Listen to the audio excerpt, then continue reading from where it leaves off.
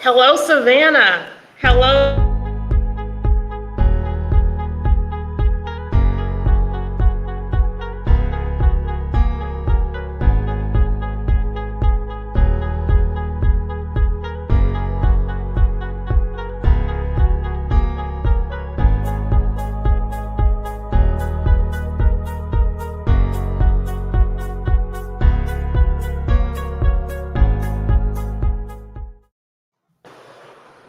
Hello, Savannah, and welcome to another edition of Kandily Kesha on location. Listen, I'm here at the Highlands Neighborhood Association meeting. Uh, this neighborhood is one of the most beautiful neighborhoods in Savannah, and we want to keep it that way. And so we're out here today serving them, advocating for them, and listening to them.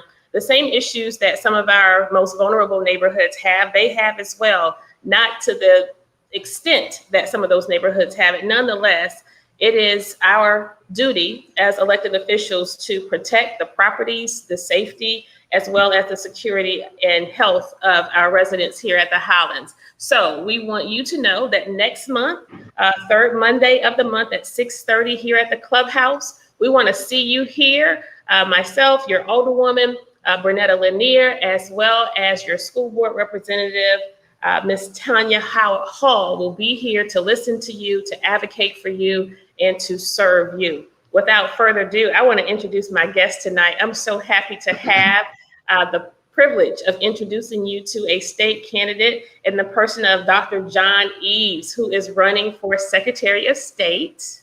Thank you so much for being here with us here tonight, sir. And then we have Mr. Tony Center, our resident vote protector. Mr. Center is a long time elected servant, both in Savannah as well as in Atlanta. He currently is essentially lending his time and devoting efforts to make sure we are protecting the vote and that voters have a right to exercise their voice.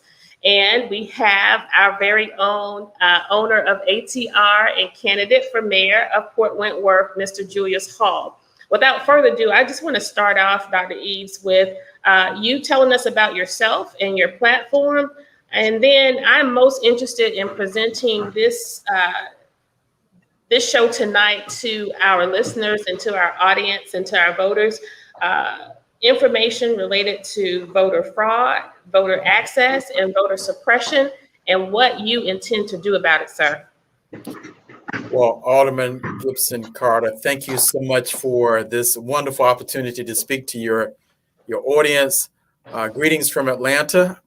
And even though I live in Atlanta, I am a native of Jacksonville, Florida, Duval County, which is about 2 hours drive from Savannah. So it's got a little bit of a southern Georgia flavor. And so I'm very familiar with Savannah. I used to visit quite a bit as a child. But I am the former chairman of Fulton County government here in Atlanta, which is the largest, most populous county in the state of Georgia among the 159 counties. I served for 11 years, and we did a wide range of things as a county government, but people don't realize this, but we actually oversaw, managed the largest voting operation in the state of Georgia as a local government. We served about 600,000 registered voters. We had over 300 precincts. We were one of the first counties to do early voting 3 weeks out and souls to the polls. So very proud about my background in terms of voting and overseeing the elections process.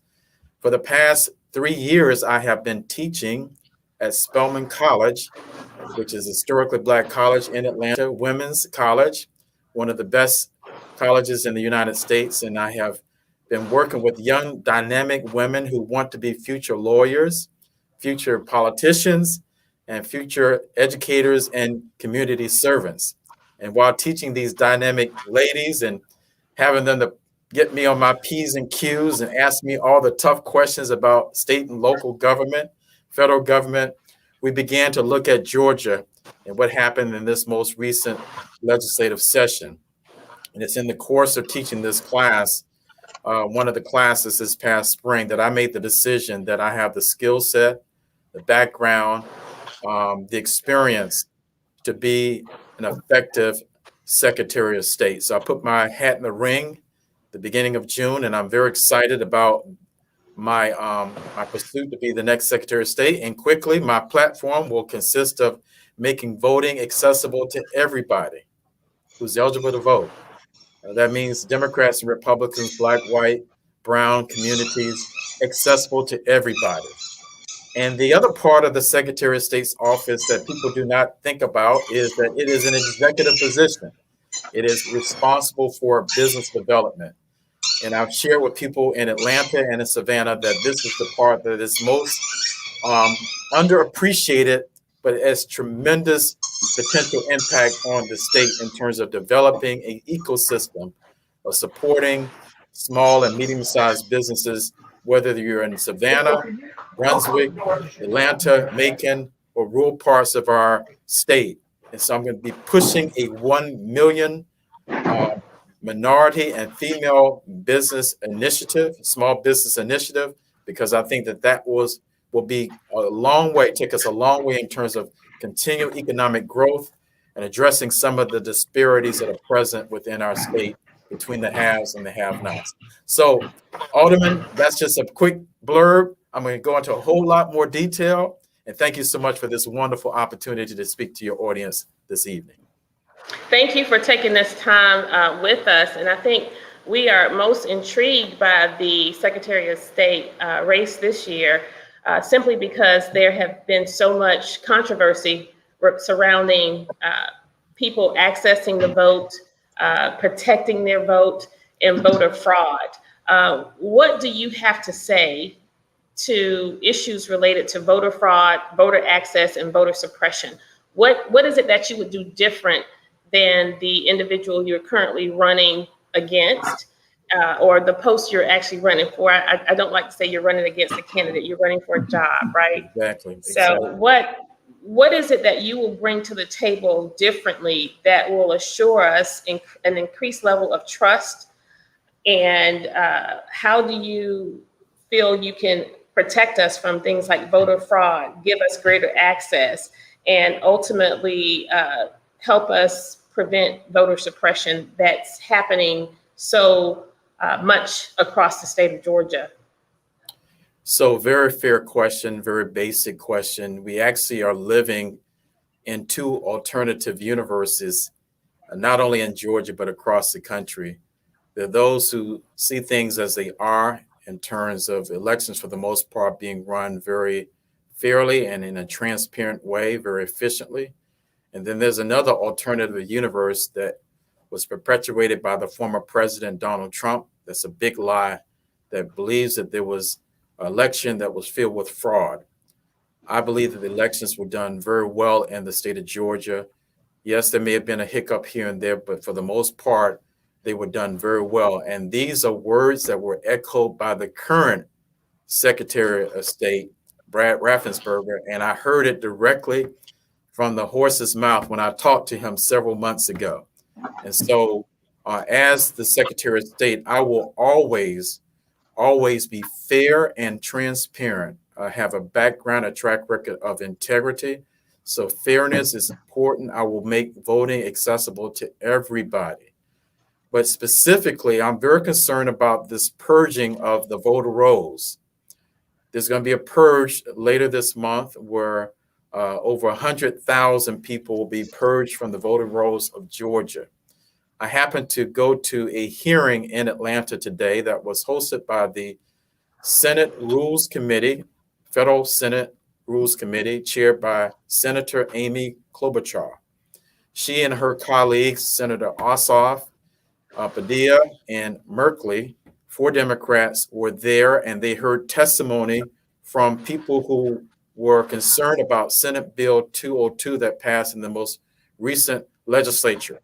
A lot of things came out of this hearing, but specifically, Alderwoman, in terms of the purging, Senator Merkley said that 63% of voter purging is inaccurate, errors, mistakes.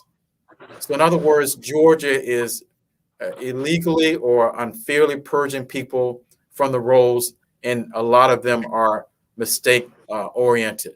Georgia is one of the most aggressive states in the entire country that does voter purges. I believe that people should be purged from voter rolls for basically two reasons. Number one, if they move from their jurisdiction, move out of state, or move from District A to District B, you can make the adjustments, but move out of the state. And number two, if they pass on. Those are really the two reasons that they should be purged. However, Georgia has been very aggressive in terms of purging. And from an administrative standpoint, I'll do all that I can to retain those people on voter rolls and do a verification check. And only two reasons that they should be purged, again, for dying or for moving out of the state of Georgia.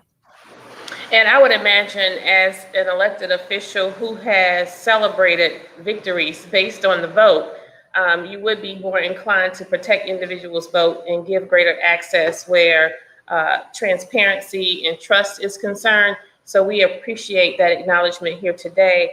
Something you said with regard to the purging of voter rolls, which brings us to my next guest, Mr. Tony Center. You have been working very diligently on identifying and getting access to those voter rolls that have been the voter rolls that include individuals that were purged from list. And you have shared that openly with our council. And you've also asked that we publish those documents on our city website. That hasn't been done as of late, but I'm hoping that that information will soon be shared because it's very valuable, and that we have people being purged from the voter rolls and they don't know that they are purged from voter rolls. Mr. Center, I want you to tell me, what are some of the reasons people are finding themselves purged from those rolls? Well, the two main reasons the Secretary of State list are what Dr. Eaves just said: if they moved out of state or died. But a lot of been held incorrectly. Let me explain. The Secretary of State in each individual county, through their board of registrars, periodically checks and tries to bring up to date their voter rolls. Where if they're notified by the coroner somebody died, they will move them off the rolls, or if they've got a notification they moved out of the state or out of the jurisdiction, they'll take them off the rolls. And that's an ongoing effort, as Dr. Eaves explained, and there's nothing wrong with that. However, Georgia also has another method. It has not come up in Chatham County yet because I checked, but it's happened in other counties. I think Cobb County, I'm not sure, I think Fulton County, where individuals can challenge voters. Yeah. And there happens to be a nationwide Republican-backed database that's really incorrect in most all of its information that people are using to challenge individual voters. And I don't have it in front of me, but I think it was a woman in Cobb County that said she was dead. Well, the media looked her up. She's alive and fine. So people need to check the lists that are available to see if their name is on it so they get their name off of it. Now, I posted, it's a long list in the Secretary of State's office. I put it in our private chat, and I also went on your Facebook page and posted it there. I didn't see it come across yet as a stream as we're doing it, but I did post it. But to make it easy, I've also asked the city of Savannah and all the other municipalities and Chatham County to put the site on their website to tell as many people as possible that you can check this list and see if your name is on it or someone you know is on it who shouldn't be on it. But if someone has died, they're not on it. If they moved out of the jurisdiction, they could be purged from the rolls. But mistakes are made.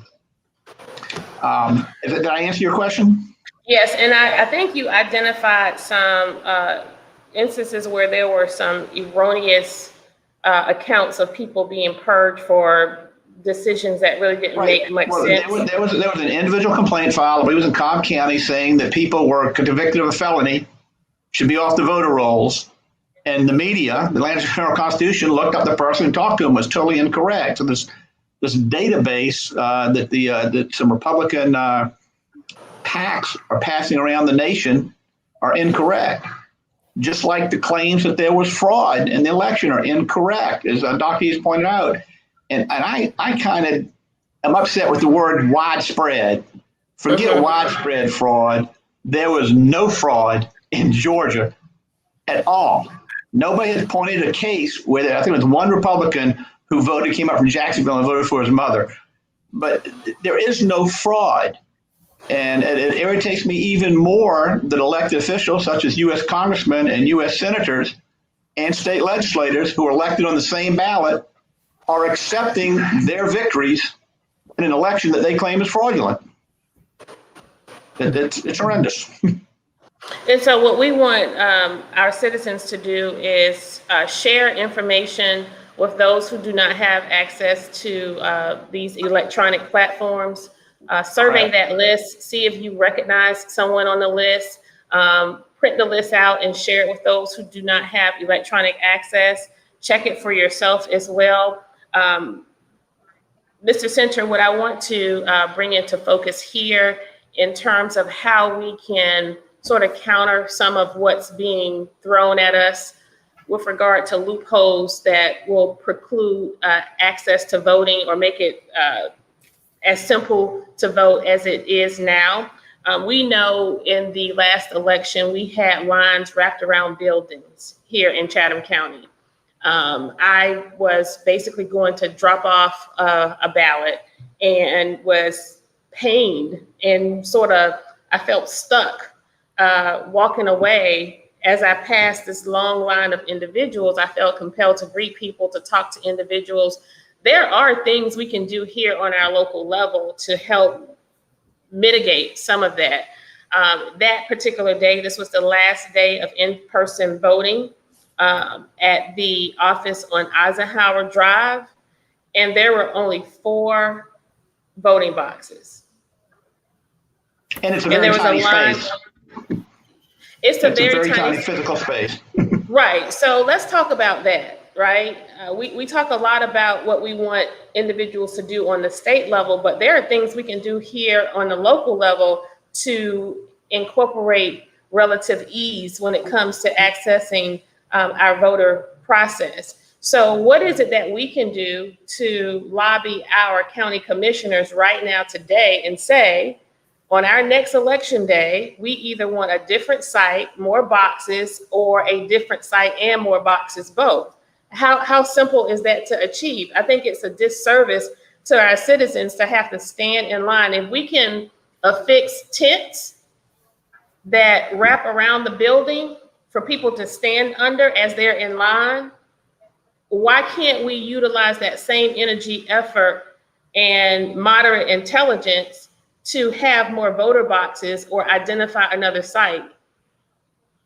Well, you're absolutely correct. And, we will have a new superintendent of the Board of Elections. Let me back up a little bit. In Chatham County, one of 2 counties has both a Board of Registrars and a Board of Elections. And on election day, the Board of Elections is in charge. Up until election day, and county, the Board of Registrars is in charge, basically. It all comes down to spending the money. And I agree with you that the spaces where people vote should be larger. They should be better prepared in advance. Many people, many poll workers got there the night before or early in the morning to set up and found out they couldn't plug in the computers, there weren't enough outlets. So you have to do the human legwork in advance. And I think you're right. Alderman Gibson Carter, people call you all the time because there's a trash can turned over or a pot in their street, and they call you a pot on their street. Call your commissioners the same way. They're just as accessible or should be accessible as you are, and tell them this is what you want, that you want more voting places. I don't see why it can only be 1 per precinct if it's a large precinct. I had to look up the law on that, but yes, as you know, the Eisenhower office is very cramped, where most people go to vote early. You can't move the lines through fast enough because there's no space. So we need the county commission to provide bigger space, more machines if necessary, more people if necessary. I mean, the bottom line is we're going to be restricted in how we vote, and we may not win lawsuits fighting those restrictions. So you're just going to have to show up and stomach it, and we have to make it as pleasant as possible for people who are waiting in line. And we have to ask our county commissioners to work on that now. Exactly. And I am a proactive leader. I don't believe in reacting to situations and reacting to problems. So I saw this problem last year. And so my response to it is now, and I have mentioned this to our Chatham County Commissioner, Commissioner Chester Ellis, Chairman Chester Ellis as well, and just said, you all have to do something about this. So I want citizens who are listening to me now to join me in contacting your Chatham County Commissioner and say what your expectations are on Election Day.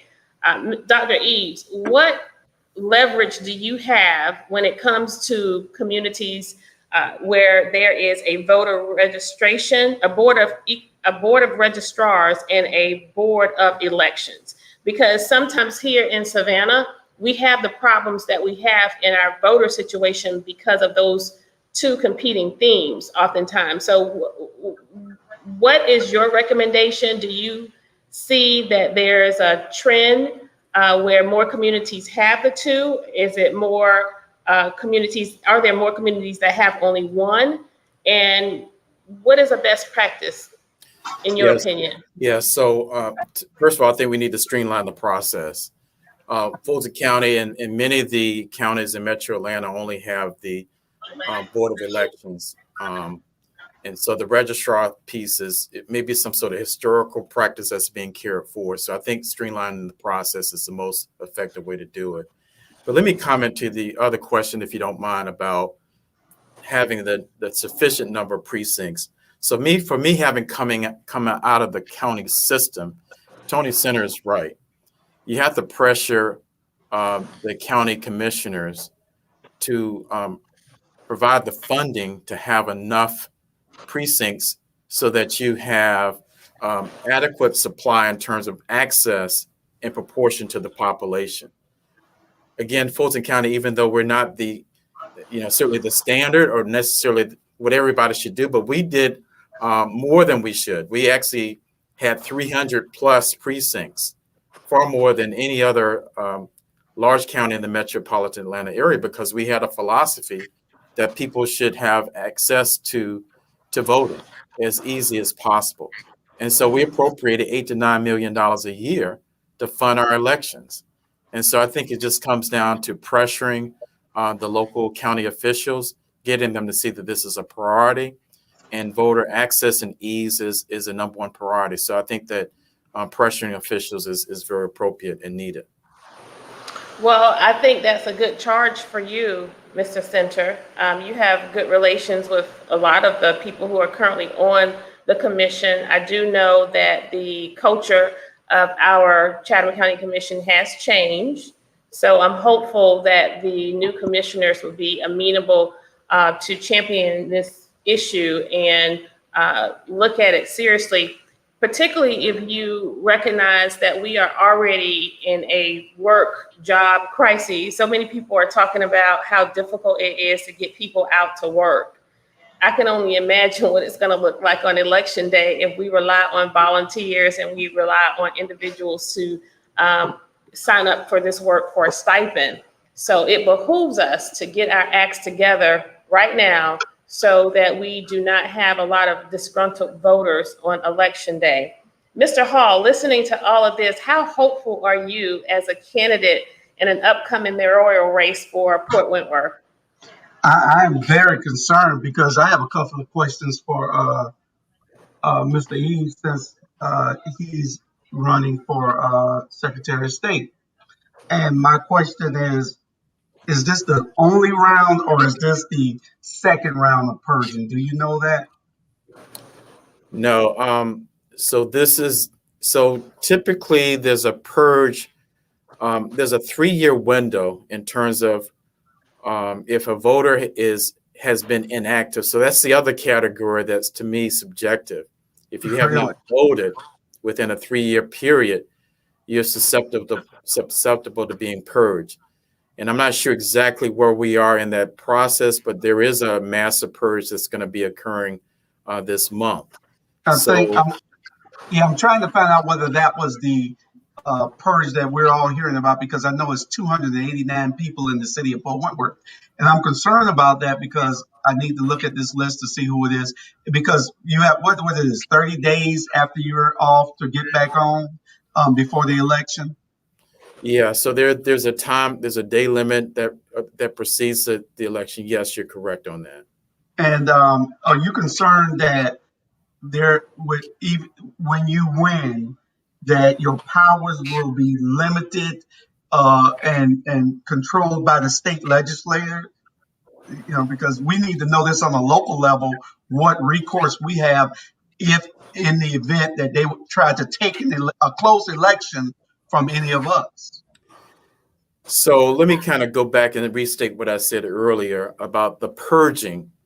Out of all the states in the country, Georgia is either the first or second in terms of the most purges that are being done. So we are already very aggressive about this process of purging people from voting rolls. So as the new Secretary of State, I believe that there are only two reasons why people should be purged: death or moving out of the jurisdiction. This nebulous, inactive category, to me, that needs to be changed, either legislatively or changed administratively by the Secretary of State's office. So to me, that's the more egregious thing that's happening right now. And an analysis of the data shows that even though there's not a big gap between white and black, there's probably a big gap between Democrats and Republicans who are disproportionately purged. Interesting. Okay. That's what I had, Alderwoman. Okay, so as we close, I want to give both of you an opportunity. I'll start with you, Dr. Eaves, to tell us where and when we will see you on a ballot. When is Election Day? Let the voters know why you want their vote. Tell us where we can find out more about you with regard to a website and how we can give to your campaign. Well, listen, thank you for all of that. First of all, I am coming to your neighborhood. So even though I'm in Atlanta, the reality is, hey, we know that the rest of Georgia is important. And I am coming to the coastal area, Savannah, Brunswick, Woodbine, Georgia, where my father used to teach many, many years ago. So I am coming to a neighborhood near you. But I'm excited about this candidacy. The election's May the 24th, 2022. So roughly 10 months plus from now. I have a dual agenda platform. Voting is incredibly important, but also business development. That's the part that I am very excited about in terms of Black and brown communities, rural areas in our state that perhaps is being underserved. We currently have 1.7 million small businesses in our state. 24% of them are minority, but there is sort of this unofficial economy where people just operate mom and pop shops, beauty salons, barber shops, lawn services, and they're not legal businesses in our state. I'm going to do a great effort, an outreach effort to get them legal so that they can take advantage of PPP loans and SBA loans. So I'm going to be pushing forth a 1 million minority and female small business initiative during my first year. So you can find me at johneavesforgeorgia.com. Check out my website, donate to my campaign. But more importantly, I am going to be a Secretary of State for all of Georgia. Democrats, Republicans, Black, white, brown, other, rural communities, cities outside of Atlanta, as well as the Atlanta metropolitan area. So thank you so much for this opportunity, and I look forward to seeing you very soon. Yes, and thank you so much for honing in on that business piece. I have voting so much on my brain because that's so precious and present right now in our city and in our state, and so that was my focus. But the Secretary of State's office is under its umbrella are several offices and several areas that you cover. Do you want to quickly just give us a little laundry list of what all you will control? Listen, this is an executive position, probably the second or third most powerful executive position in the state of Georgia. Right. So you have oversight of licensing. 47 different license boards fall under the umbrella of the Secretary of State's office. The incorporation of all businesses from LLCs to sole proprietorship to corporations. You pay your $100 annual fee, as well as your new fee to be incorporated with the state of Georgia. So it's a big job. Yes, voting is really, really important, but the business development, Julius knows this, I'm about to jump out of my seat here. The business development piece, that's a piece where there's a great opportunity to have tremendous impact on communities of color throughout the state of Georgia that are currently under-resourced, and developing an ecosystem of support to create jobs, to turn dollars over into those communities, and to increase or add to the vibrancy, the economic vibrancy of those communities. That's the part that I think there's great opportunity to have impact on communities across the state of Georgia. And tell us, when is election day? When can we expect to see your name on the ballot? So the election, the primary is May the 24th, and 2 weeks in advance of that will be early voting, May the 24th, 2022. And I'm claiming it. Win that race. The general election is November the 8th, 2022. So we're about 10 months outside of the primary and about a year and 3 months or so outside of the general election. Well, listen, Dr. Eaves, this is a historic run. So Yeah, I'm very excited about making history in the state of Georgia. well, we are excited to have the opportunity to host you, and hopefully we'll have the opportunity to say we helped you make history. In the interim, I want to, since we have some time between now and the election day, bring together some local business owners and have you have the opportunity to sort of express your platform a little bit more on that side and speak to them and hear them out in terms of what some of their concerns are and what differences they feel like need to be made on that state level. Mr. Hall, you are known as the ground game winner. Nobody beats your ground game. So can you, I'm sure you've shared with Dr. Eaves, you've given him some insider sports news as it relates to winning elections. But what are you hoping to come out of this next election? When will your name be on the ballot? And when is election day for Port Wentworth? Election day for Port Wentworth is November the 2nd of this year. Now, the Eaves run a year from now. This year, November the 2nd, I will be on the ballot for Port Wentworth's mayor. We need to come out in strong numbers because it's a low-paying job. But I understand that they have hired a big gun because they understand that I am a threat to them here. So they've hired a big gun, one of the top political consultants in the Southeast, they've hired to go against me. I beat this fella before in the elections because I'm a political consultant also. We beat him before and we'll beat him again. I'm hopeful that we can get everybody out to vote, because if it's not a presidential year, the voter turnout is very low, 10 to 13, 15% at the highest. So we need everybody to go out and vote. We're going to be tapping on every door. We're going to be talking to everybody. And at the end of my first term, I hope that everybody understands that the mayor knows my name. That's one of the things that's going to happen in this city. The mayor will know your name at the end of my first term. This is the second fastest growing city in the state of Georgia. And but we have a government, an administration right now that is acting like this is 1957.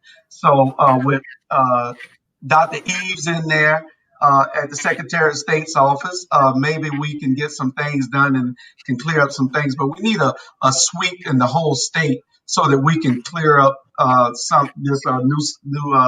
these new voting laws. We really need to. Because we can win in Port Wentworth, Garden City, and Pooler. I don't know about Bloomingdale, but we can win in these other cities outlined in the city of Savannah. So I'm just asking everybody to, if you know anybody in Port Wentworth, give them a holler, tell them that I'm on the ballot. And Dr. Eaves is trying to make history, and I'm trying to make history also as the first African-American mayor outside of the city of Savannah in this county. Awesome. Well, listen, it was great to host each of you tonight you. and have the opportunity for you to introduce your platform to our listeners. Yes, sir, Mr. Center. I want to thank you for having me on. I'm very impressed with Dr. Eaves to see his energy and excitement and enthusiasm for this office. And I know that when he mentioned helping small businesses, he hit something so close to you because you've been a champion of trying to include people in city contracts who've not been included in the past, particularly small businesses. But I want to remind your community that if you're not healthy, you're not going to make it to the polls. So please, if you have not already, get vaccinated so you'll be healthy enough to vote. Exactly. Thank you so much, Mr. Center, and thank you again for being here. Listen, we who are plugged in and engaged, we know how important it is to be a part of the political process, not only on election day. Your voice is your vote, but your vote matters all year long. Every day of that elected official's term, your vote matters. And so we want to continuously ask that you hold us accountable. Recognize what's going on in your local government right now, today. Nothing is more important in the city of Savannah, Dr. Eaves, than crime and the weeping time. If you haven't heard about the weeping time, we want you to look it up and we want you to share it and help us advocate to save that property, to preserve that property. And we are continuously working and asking and petitioning for support for our local police department, for various programs and initiatives and policies, as well as opportunities that we are making sure that we are equipped with a diverse police force, with a talented police force, and with a police force that's committed to community policing. We have so many issues here in Savannah. Just a few days ago, we unfortunately had an officer-involved shooting that resulted in the death of a citizen. We are awaiting the GBI final report, which will possibly be some time. Nonetheless, it doesn't matter who, what, when, and where. Anytime we have something like that happening in our community, you can only look to what's happening with those structural and those foundational pieces that we are not responding to. So it's my hope as your Alderwoman at large to continue to push this administration to doing those things that are responsible when it comes to caring for those things that are threats to our community. We are also looking at the fact that $27 million has been released to Savannah. It's been sitting in our coffer since May, and I just found out last week. What's with that? $27 million of $55 million was released to Savannah via the American Relief Act. These funds could be used for a myriad of reasons, and we want our citizens to be able to tell your elected officials how those funds should be spent. You are the voice of this government. And so we want you also to look to your county officials because they also have received a pot of money as well. We cannot have good government without citizen engagement. We need your voice, we need your vote, and we need you to stay involved. Tune in continuously to platforms like ATR and Better Savannah for the real, relevant, and transparent news. Dr. Eaves, Tony Center, Julius Hall, thank you so much for joining me here tonight. I'm going to get back to my Highlands residents. You all have a good night. Thank you so much for the opportunity. Bye. Nice meeting you, Dr. Eaves. Okay, take care. Bye-bye. Bye.